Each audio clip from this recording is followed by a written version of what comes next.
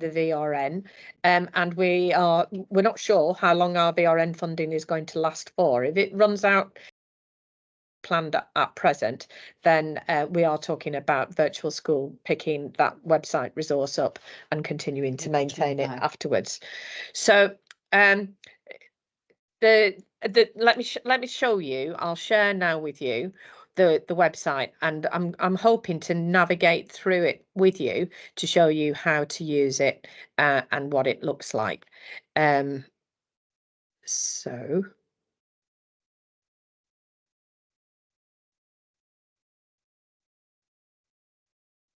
I'm hoping that you can all see that this is the opening page in the Trauma Informed Lancashire website. So if you search Trauma Informed Lancashire, it'll bring up this website. You go into the resources section of the website and it lands on a general tab.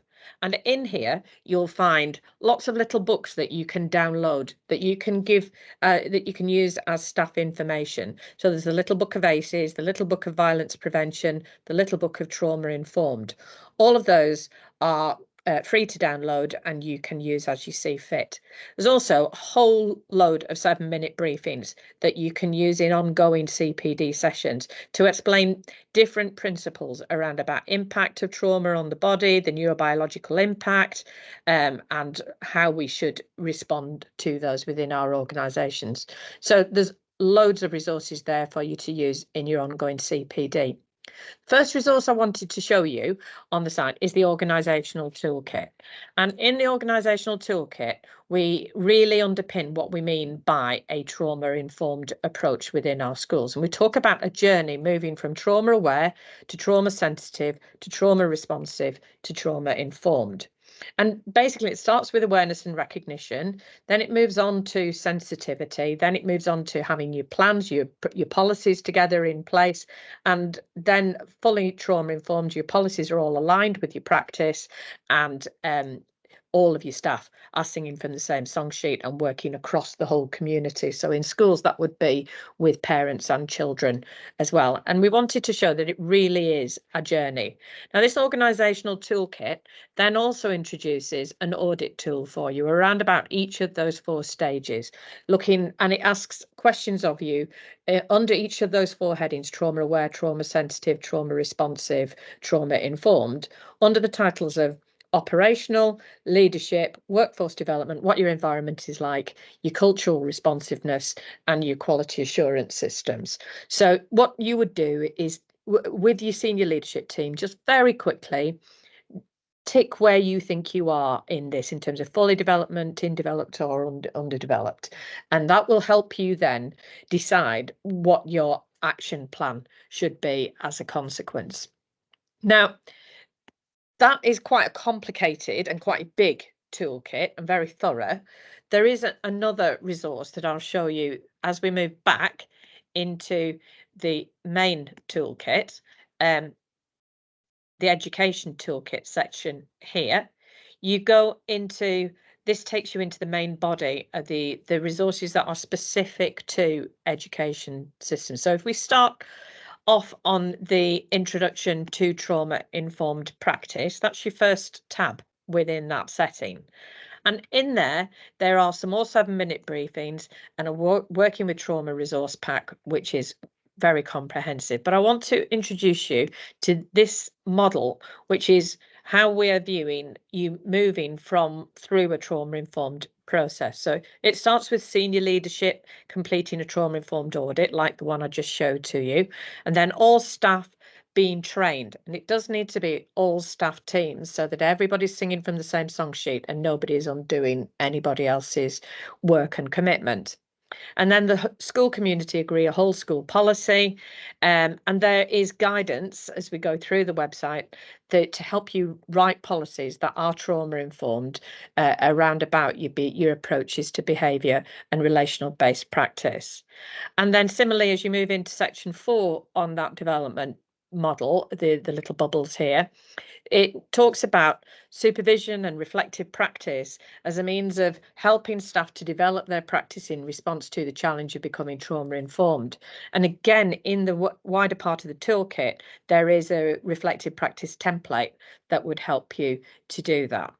So the way that our website is structured is that we've got 3 sections to a whole school approach. So it's very similar to when we think about curricular provision and when we think in terms of SEND provision. If you think universally across your whole school setting, what would your classroom practice be like? What's your school ethos? What's your policy and practice in that's in place? And what support have you got for that? So on our website, we've got several tabs. The first one is universal, and there's a whole range of resources on that. We'll talk you through those in a minute to show how you can develop practice universally across your school. And then secondly is, what about those children who need targeted interventions? So in this model, it talks about it as a secondary withdrawal group or section, but we didn't want that to get confused with secondary schools. So as you go into the website, it is termed as targeted interventions. And then the next level up is, what have you got in terms of specialist provision in place for the needs of your young people? Now, what we're finding at the moment, this is really difficult, isn't it? We've got growing need universally. So what we need to do is develop our practice in response to that growing universal need. Because if universally we're not getting it right in terms of relational based practice, we'll be driving children up that pyramid into that second and third section of the pyramid who perhaps wouldn't need to be there if we were managing it slightly differently. And what we're also finding is that as budgetary pressures are severe and difficult to manage, the group that tends to become harder to provide is that secondary withdrawal, that targeted interventions. But if we're not putting support in place, what you end up with instead of a pyramid is a rectangle that just drives straight up from universal into crisis level and drives kind of increases in behaviour and more punitive responses within our kind of school responses. So what is also in this model, which is that first tab on that resources section in the toolkit, it then goes through what that might look like for you universally. What kind of things would you be implementing, like the development of a whole school behaviour relationships policy, or workshops to develop whole school strategies, or meetings to coach and support in-school trauma champions. And I've been working at the moment with, I am in place at least until April 25. I've been working with schools, helping them to develop these resources and to deliver training and to bring all of the workforce up to the same point in terms of understanding. So I am still available to do that, and if you would like to be part of that work, just let me know. We do have then, as we go through, what that would look like universally for your children, for your staff members, for at a strategic level of commitment. So for instance, are you informing trustees and governors? Have you got a trauma-informed champion identified within the school? Are you monitoring, and have you got evaluation systems to look at the impact? And then how is that represented within the community? So that's when we look universally at need. And then as we look at more targeted need, again, here are some suggestions on how you might do that and what it would look like at each level. And then again, at the targeted specialist level of support. So that's one of the resources that is available for you, and that's on our general setting. So if we then press the reverse key and go back into the education toolkit again, you then are back at that tab, which is the education toolkit section, and we go into universal trauma informed systems. So if you think about the pyramid that we were talking about, this is our first tab. And this has lots of resources that are on there. There's loads of them. You can see as we go up the pyramid, the resources that we put on the website decrease. But Chris is going to talk you through the resources that are available on that that universal setting there on the tab. So over to you, Chris. I don't know if you just want to keep sharing, Siobhan, as we're Yeah. up and saves technology going wrong. So good afternoon, everybody. My name's Chris Page. I'm the Deputy Head Teacher of the virtual school. So we obviously, our main responsibility is for children looked after, but also for previously looked after children and children with a social worker, and also children in kinship care as of September 24. So this universal section, as Siobhan's already mentioned, this is your whole school approach. This is the everyday practice, whether it's in class or just around the school or setting building. And this is the big part. So this is on Siobhan's pyramid, where you see that the largest part of the pyramid. And I'm not going to go through every single section, but the first part that you might look at, and we don't need to click on this bit yet, Siobhan, is the policy guidance. So it's how you can look at moving maybe from a behaviour policy to more a relational policy, and also how attachment and trauma can drip into every other school policy that you already have. So please take a look at that. There's lots of great information on there. And then we have a trauma-informed school crib sheet, which is similar to the longer document that Siobhan mentioned earlier, where you can do a self-evaluation, but it's much quicker and shorter. And then we're going to go into the CPD resource list, please, Siobhan. So just to bring your attention to this, this is what we find is lots of schools, lots of settings do attachment and trauma training, whether it was the VRNs or the virtual school, or maybe one that you commissioned yourself, and it's fantastic. But if, like any training, if you do it as a one-off hit and then you don't revisit it regularly, you lose it. And with attachment and trauma, it's especially the case. It needs to be an ongoing thing. It needs to be part of your regular team meetings, your staff discussions. And what we've got on here is a selection of videos, short bite-sized videos that you can use just to keep it fresh in everybody's mind, because it's not a quick fix. Supporting children who've been through trauma, it's the long game. And it also needs to, it's going to be a long game to incorporate it into schools, because this may be very different to the way that your school works at the moment or has worked in the past. So it's not something that can be changed overnight. So just to bring you to that. And again, as Siobhan mentioned earlier, anything we're not trying to preach to you to say this toolkit that we've provided here is the finished article and that we know everything, because we don't, and nobody does. So there may be things that you know or that you've used or that you come across that you think, I want to share this with everybody else, because we're all in it for the same game. We're all in it to support vulnerable children. So please share it with Siobhan. I'll put her email address into the chat, and if it's appropriate, we'll include it on the website. So thank you, Siobhan. If we go out of that one and go into another tab, we have a reflective practice template which you can look at as you move along. And then there's some other, what this website has on it. We're not trying to reinvent the wheel all the time. There's some great resources out there, especially Beacon House, for instance, who have lots and lots of resources on there. So I think those survival ones are from Beacon House. But one thing we're going to look at is the behaviour scenarios. So that's the right hand side, Siobhan. So we'll just have a quick look at this. Because often you're thinking as a teacher or as an educator, or you may think, well, this child is exhibiting these certain behaviours, and the underpinning theory of attachment and trauma is that behaviour is a form of communication.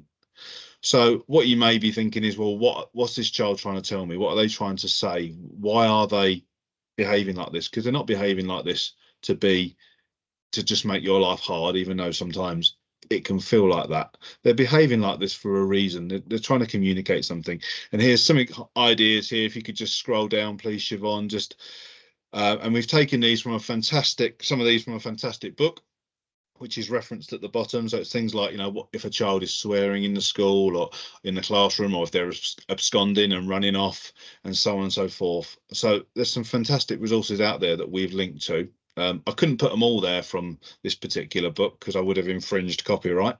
But we've put a couple of examples on there, and also put a book on there to refer to. I think just the book's written by Sarah Nash. the A to Z of trauma-informed teaching, which is a fantastic resource. It is targeted at 3 to 11-year-olds on the front cover, but I would say having read it, lots of the strategies are very applicable to secondary school children as well. Thank you, Siobhan. If we go down to the PACE, please, Siobhan. So PACE stands for various different things, depending on what line of work. It's not the Police and Criminal Evidence Act in this scenario. It is a way of working with children and being with children that makes them feel more comfortable. And it's a recognised approach. And this could fall under the universal approach, but also the targeted and even the specialist approach. And it generally stands for, well, it does stand for playfulness, acceptance, curiosity, and empathy. So essentially, the playfulness is making the children feel at ease, not making them feel as though, you know, what they can do, they can get away with whatever they like to do. But it's having, like, for instance, things like a songful tone to your voice and things like that. But there's a lot more to it than that. Acceptance is about accepting the emotion. Emotions aren't bad. We all have emotions, and if a child feels angry, they feel angry, and we need to accept it. We might not accept the behaviour on the back of that, but we should accept the emotion. And we about being curious, so digging down, asking why. I wonder why they're doing that. I wonder why they did that yesterday. I wonder why they're only doing this in this lesson, for instance, and then showing them empathy. So there's some ideas there, there's some great resources, and also a link to a resource which I think has been produced by Oxfordshire Council, which is specifically aimed at teachers and educators, and how to bring PACE in. And there it is down there, using PACE in school, how to bring PACE into a school. It's a really good resource. It's worth printing out. Thank you, Siobhan. And I think there is the only other thing I was going to say. There's some great other bits on there about 7-minute briefings, which are 1-page documents, and they give you loads of information. So if you've got staff, for instance, who you may have done some ACEs training, and they may need a refreshment on what they did a long time ago. There's some really short parts about the underpinning theory of attachment and trauma, how it's affected the brain, how it can have an impact later on in life and through school and into adulthood. So some great resources there we'd urge you to look at. And just to point you the last minute or so down to the bottom, we've got the virtual school attachment and trauma training offer. So for those of you that aren't aware, we have offered to fund attachment and trauma training for all the schools in Lancashire. Probably for about the last 4 or 5 years we've funded this, and so far the people who've taken advantage of our whole school approach, but there's over 230 schools, which is absolutely amazing. From virtual school perspective, also you've got more than that when you take into account Siobhan's work as well with a VRN, and there may be other schools that have done other training. So that's fantastic, but that's still available. So if you are interested in doing that, and it is a whole school approach, because being attachment and trauma aware is about everybody from the head teacher down to the school cook to the caretaker, everybody being on the same song sheet. So we've got that running, and we've still got some funding that we can allocate to some schools to commission that for you. So I'll put the email address in how to do that in a moment into the chat. And then over the last year, we've also been introducing virtual reality trauma training. So essentially, we would come into your school or setting, and we would bring some virtual reality headsets, and you would experience in a mild way what some of these children may have experienced. It sounds horrific. It's not as horrific as it sounds, but it does give you a taster. And the feedback that we've had from this training so far, without putting too fine a spin on it, has been phenomenal. And people are saying it's like nothing they've ever experienced before on a training side. So it's not about teaching. The virtual reality isn't about teaching you about attachment and trauma and the theory. We do very little of that. It's about an experience. So that's available. We have got a bit of a waiting list, so but we will get back to you. And we only do 12 people at a time because of VR and the technology, etc. So it's not a whole school approach, but we can sometimes come in and do more than one session, if appropriate, into your school. So I'll put the email address in there, how you can find out more about that as well. And I think that's me for now. And I'm going to pass you back to Siobhan, who's going to talk to you a little bit more about the next strand up, the targeted level. Thank you, Siobhan. Thank you, Chris. So, yeah, I mean, I just want to reiterate what Chris has said there.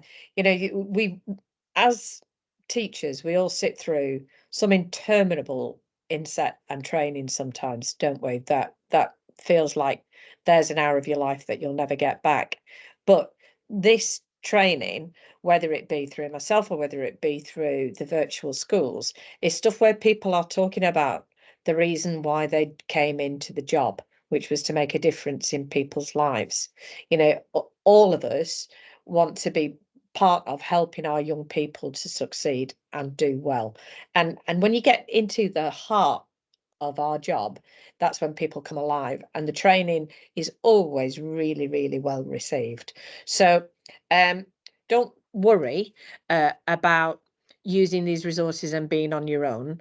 For the time being, there are systems that can help you in the delivery of all these materials and how to make sure that they're pitched at the right and being used in the right way. So the stuff that Chris was talking about in terms of the virtual school provision, there's my support available, and there are other private providers out there. And there's also the EdSite team, and Sarah will talk to you about that. And there's also, of course, Diane and Catherine, who are all available to help. And I'm glad to say all of our EPOs are really on board with all of this as well, and fully cited on the work, and have worked it into all of their development plans. So there's lots of support systems available to help you. So I'll take you into the next section of the website. This is the trauma-informed intervention models and strategies. So this is the second level up on the pyramid. So this is when you have children who require a little bit more help and assistance, taking them out of class so that they don't disrupt other people's learning, but they have ample opportunity to look at restorative conversations, understand their own emotional turbulence, how to describe that, how to control that, and how to work with that. And that's where these kind of materials come in. So we've got, I'll show you the first resource on here. This is from Beacon House, and it's a how do I know page. Really, it helps you to look at all of the signs of developmental trauma that the children might have. So how would you identify sensory problems? How would you identify attachment issues? How would you identify emotional dysregulation? And how would you identify behavioral dysregulation, and disassociation, cognitive skills, and poor self-concept? And what's really lovely is it gives examples from home behaviors that you might see in the home and behaviors that you might see in school. So this is a resource that you could share with your parents and your families to help them understand the difficulties and challenges that that young person might be posing in both settings, both in the school setting and in the home setting.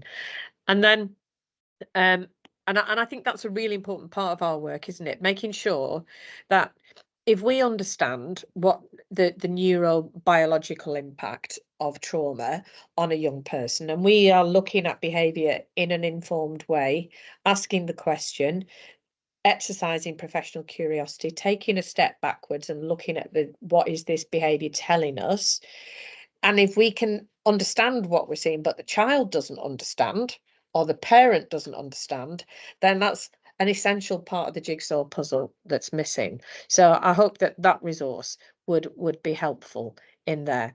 The next tab on here is a really useful resource, I think, which looks again at a variety of sources, particularly a book by Bomber, which starts to explain the types of approaches that you might use. So from once you've identified problematic behavior, because as Chris said earlier, we are going to acknowledge emotional responses, but we're not going to allow bad behavior associated with it. So we need to put together a plan to support young people to help them to regulate those behaviors.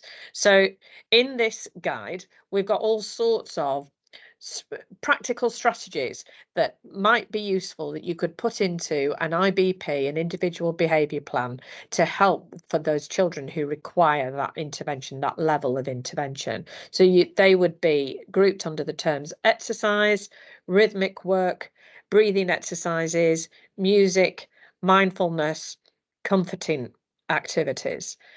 And then also in there, it refers you back to PACE, and some other strategies that we're going to have on restorative approaches and emotional coaching as well. So then it gives you some resources, some references to follow, so that if that is interesting but doesn't give you enough guidance, you've then got references that you can go to find more in this kind of area.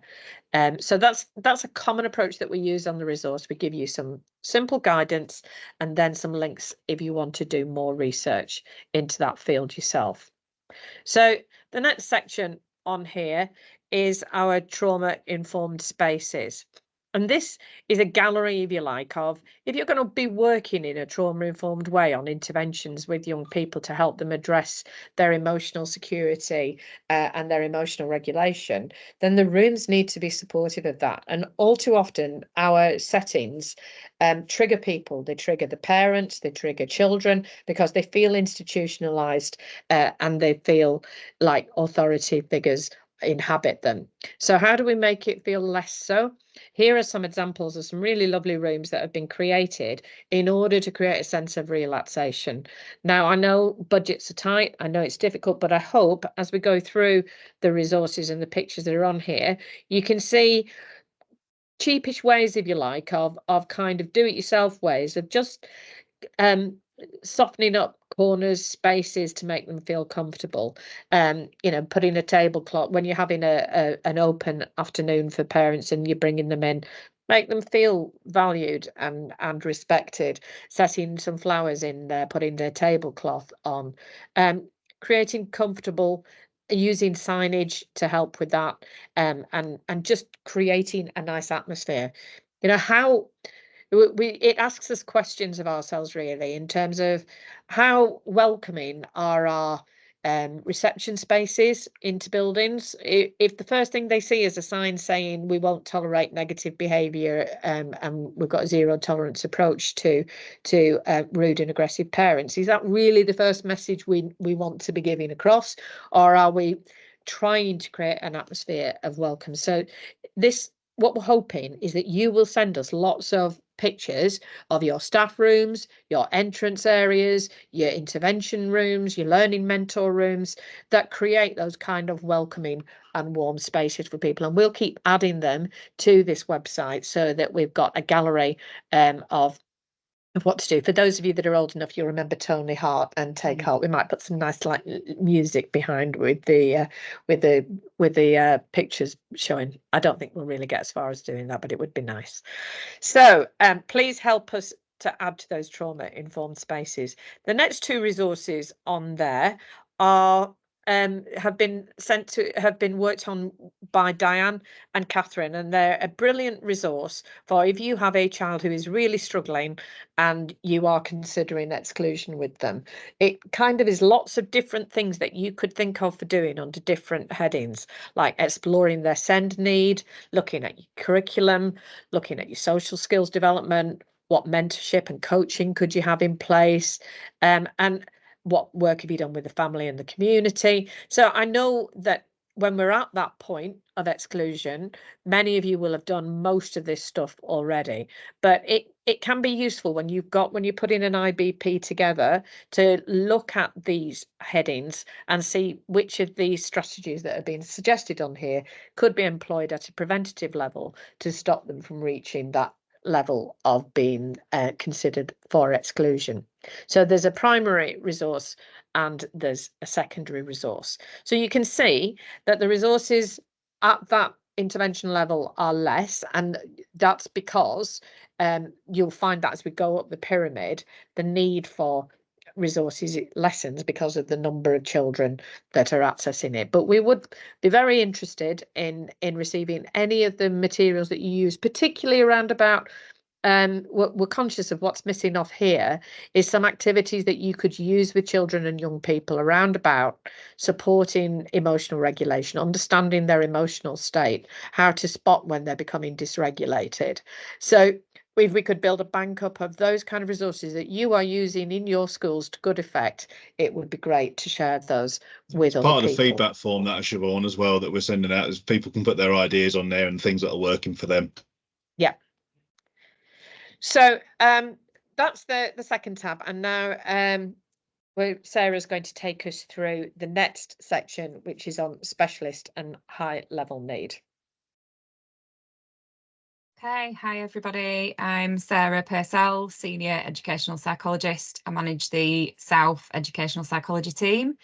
So I've been given the task of, as Siobhan says, introducing you to the specialist and high level needs tab within the education toolkit. So obviously there are times where you might need to implement a more specific level of support for those individuals whose needs have become more severe and complex. Now, as Siobhan says, obviously there is less information again on this tab by the very nature of the fact that there will be fewer children that need that input. And actually that advice might come from other people, so specialists such as specialist teachers or educational psychologists, or even our colleagues in health, such as clinical psychologists. But there are, before I go into the tabs around the professionals, there are 2 case studies on here which give you an example of a more specialist input. So while, for example, nurture groups and nurture principles and practices, can be applied at a whole school level and should be very much like SEAL, because as Siobhan said earlier, and you need people engaging and the whole school having the same approach, so that they're not in effect going into a more specialist group where they're focusing on relational approaches and then coming back into the main school where actually the same approaches aren't applied, and behaviour systems, etc., are more punitive, for example. It just creates confused children. So this is an example of how you might then use nurture principles and practices in a more specific, targeted, specialist intervention way. So the first one here, we've got, I think we've gone into the primary one there, haven't you, Siobhan, I think? Yeah. So that one, primary school, this is it's a case study of a nurture group intervention. So when we're talking about nurture groups here, it is Boxall principles and practices. So some schools have nurture groups, but they're not, they're more kind of like intervention groups or year 7 groups that don't operate on those principles and practices. So we are talking about Boxall principles and practices here. So for example, as we were talking about earlier, all behaviour is communication. That is a nurture principle, as coined, the term was the phrase was coined by Marjorie Boxall. So this intervention is based on those principles. So what we've got here is a school who had a nurture group of between 8 and 12 children. The children were all presenting with complex and challenging social, emotional, behavioural needs. They tried to get a mix of children so that you've not just got challenging acting out children, because obviously if you've got a group of 8 or 12 with the same presenting behaviours, that's going to be very difficult. So they try and get balance. So there might be some children that are more withdrawn in their presentation, for example. The aim is to improve children's social, emotional, behavioural skills. So that is what the approach focuses on. The purpose, really what you're trying to do within your school environment is create a home-like environment. So as Siobhan said, we had some pictures before, we were talking about tablecloths, making it more nurturing.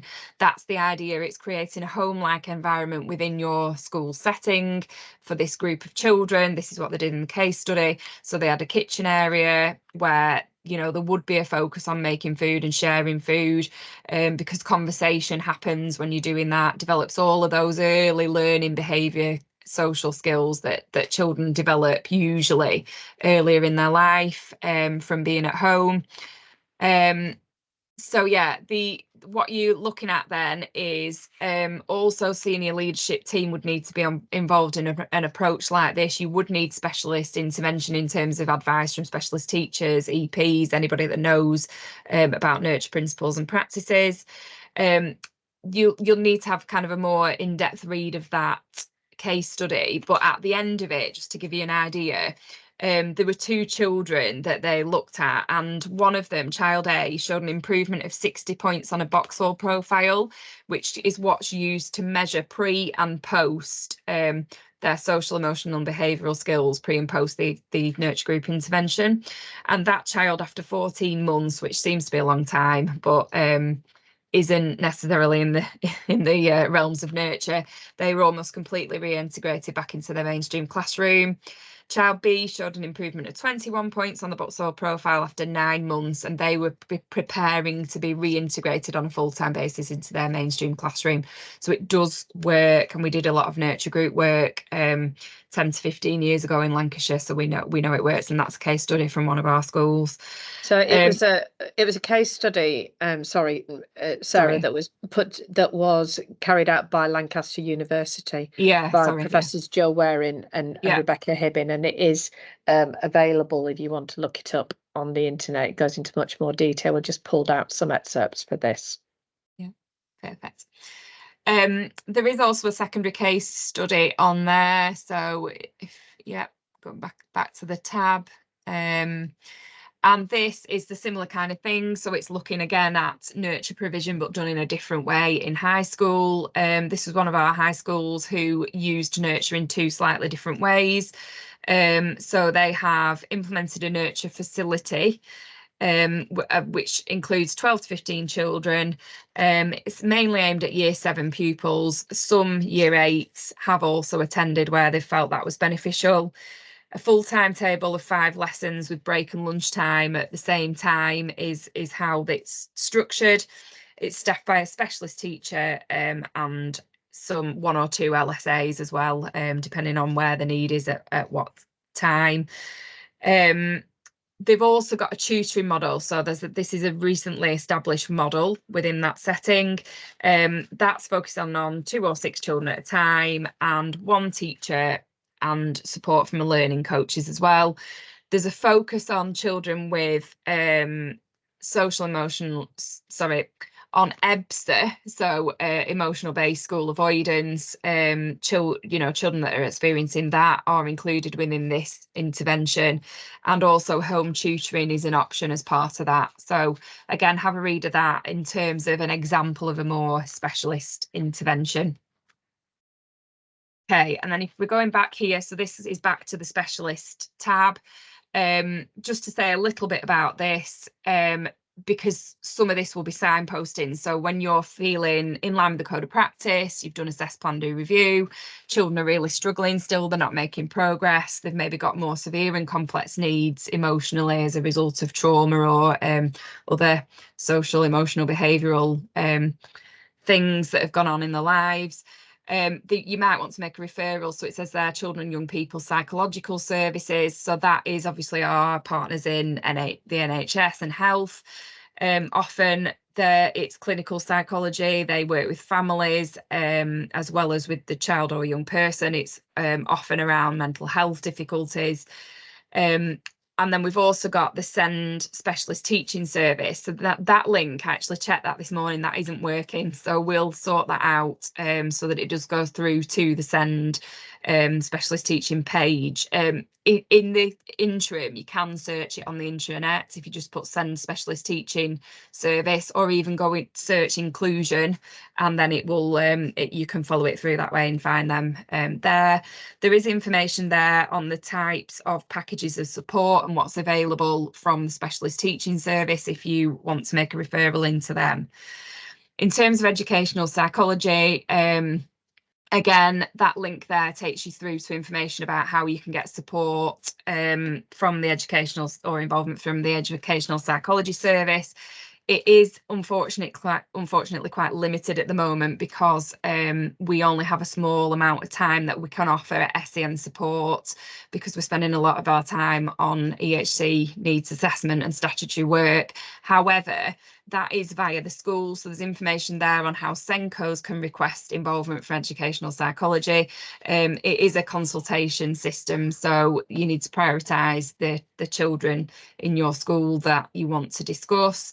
But all the information on how to do that is in that tab. All schools have a link educational psychologist as well. So if you're not sure still, after reading on the information on the website, then obviously you can contact your link EP as well for further information about that. So that's the specialist tab. Thank you. There is a bit of psychology theory as well at the bottom. Yeah. Yeah, there is just one more tab, which is the psychology and theory section, and this takes you, as you go into there, it gives you guidance on it's the theory behind what is attachment, trauma, relational approaches. So again, you can share these materials with your staff to help them get an understanding, and then also a section which talks you about through what's emotion coaching, what's pace, and then attunement, and then gives you references on where to go for further information on all those as well. There are some additional resources which are just being badged up now, ready to go on there, which Sarah has just freshly provided for us, which are all about emotional coaching and was it restorative conversations as well, restorative Sarah? Practice, so restorative practice. So those are going to be attached to this website under the universal section as well. So I hope you found that really useful. Chris is going to wind up for you and point you in terms of evaluation. But just remember, you're not on your own, and we are happy to take all of your ideas and badge them up and put them on here so that everybody can have a look at them. And don't hesitate to contact. I'm very happy to come in and do training in your school. Chris is very happy to talk to you about the virtual school offer, and the EdPsych service are always there for you. And Diane and Catherine are absolutely brilliant as supporters and facilitators as well. So Chris, over to you. Yes, thank you, Siobhan. Yeah, just the last couple of minutes from me. We are going to finish in 2 minutes. What we're asking from you is, and we know nobody likes filling out feedback forms, but we're not asking you to fill out a feedback form based on what you've just listened to on our presentation. I don't think our shoulders are broad enough for that, but what we're asking you to fill out a feedback form on is the actual resource. So if you haven't had a chance to have a look at it, please go away, have a navigation of it, have a play. I've done a very quick feedback form, very simple, but the big thing from it is we want to know, does it fit what you need? Because if it doesn't fit what you need, it's pointless. So we want to know what's good, what's not so good, what would you like to see on there, how easy is it to navigate, what would make it easier, and like Siobhan has mentioned a couple of times, really important, is there any, because we know there's some fantastic work for attachment and trauma informed approaches going on around the county. We're such a big county. Is there anything that you're doing that you've used in the past, whether it's resources, whether it's approaches, whatever it might be, that we could put onto this resource, onto this website? We don't want to overload it. We're not going to fire everything on there so you can't see the wood for the trees. We will take everything on board and then try and manage it and make sure it goes on there in a user-friendly way. But please let us know some of the fantastic work that you're doing, and also please let us know what you think of it and how we can improve it. Just to interrupt, Chris, before we get onto the evaluation form itself, one of the other things that I was talking to some of our EPO colleagues about, because this is a target in all of our areas in order to improve trauma-informed practice within our schools, is that we would like to. There's an extensive group of schools now that have been through quite a bit of training and have developed quite a lot of resources in each of our areas. So we'd like to network and share practice within local areas. So we will be talking to the EPOs about how we create those networks of good practice in each of your areas so that we can continue to strengthen practice by working with those around about us. Thank you, Chris. Do you want to move on to the evaluation? I've put the form in the chat. It's very quick, I promise you. And I'll also be sending it out following this email. So following this webinar. So thank you very much for spending the time to come and listen to this. Please go away. Please use it. Please let us know your thoughts. And if there's any more support that you require, anything that we can do, Siobhan's details are in the chat. I'll also put my email in the chat as well. And we can go on from there. Thank you very much. And thank you, everyone. Bye. Thank you for your time. See you later. Bye.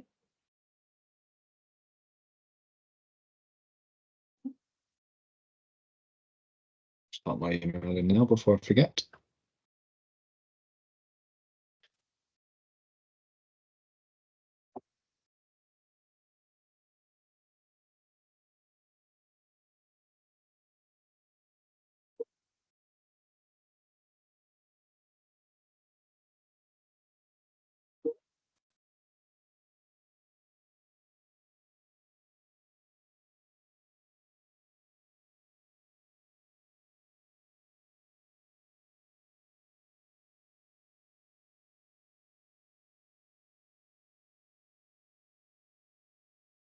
So stop the recording now. Yeah.